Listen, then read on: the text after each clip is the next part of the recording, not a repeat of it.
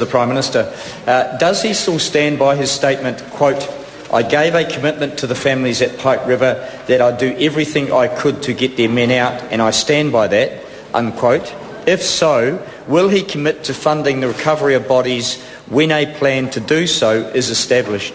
The Right Honourable Prime Minister. Speaker, yes, as I've said on a number of occasions, when we are presented with a credible plan with a good chance of success, we will look at funding issues. The Honourable Damien. Mr. Speaker. Has he asked the receivers to provide funding for the recovery of the bodies of the miners lost in the Pike River tragedy? The Right Honourable Prime Minister. Look, Mr. Speaker, no, because I'm not a party to the receivership. The Honourable Damien O'Connor. Speaker, supplementary. Given the announcement yesterday that the receiver is providing payment to Pike River contractors, what obligation will he be expecting of the receiver to provide funding for the recovery of the 29 men? The Right Honourable Prime Minister. Mr. Speaker, that matter will have to be worked through, but if I was to understand the receiver's public comments as I've seen them, I think the receiver has indicated that they will look very closely at that. I think they're conscious of all the issues involved. I mean, the position's always been, certainly from the government's point of view, show us a credible plan that doesn't endanger any more lives and has a good chance of success. We'll have a look at it financially beyond there. That position remains. The Honourable Damien O'Connor. Mr. Speaker, does the Prime Minister have full confidence in the management of the disaster, and does he consider it appropriate that the police manage the process given their limited knowledge of underground mines? The Right Honourable Prime Minister. Mr. Speaker, I think the member would fully appreciate there's a Royal Commission going on at the moment. It would be most unhelpful for me to wade in and answer that question. And that brings to a close questions for oral answer today.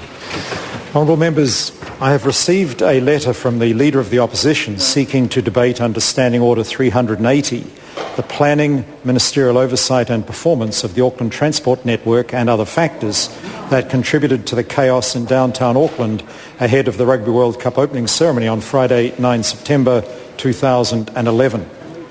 I accept that the performance of the Auckland Transport Network and the events that contributed to chaos in downtown Auckland ahead of the Rugby World Cup opening ceremony are a particular case of recent occurrence that could require the immediate attention of the House.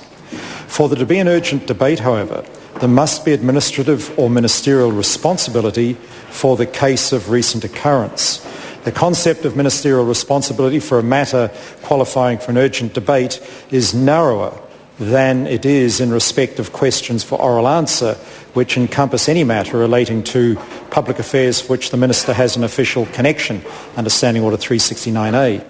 The fact that questions have been addressed to ministers about the matter does not necessarily mean that it involves ministerial responsibility on which an urgent debate can be founded.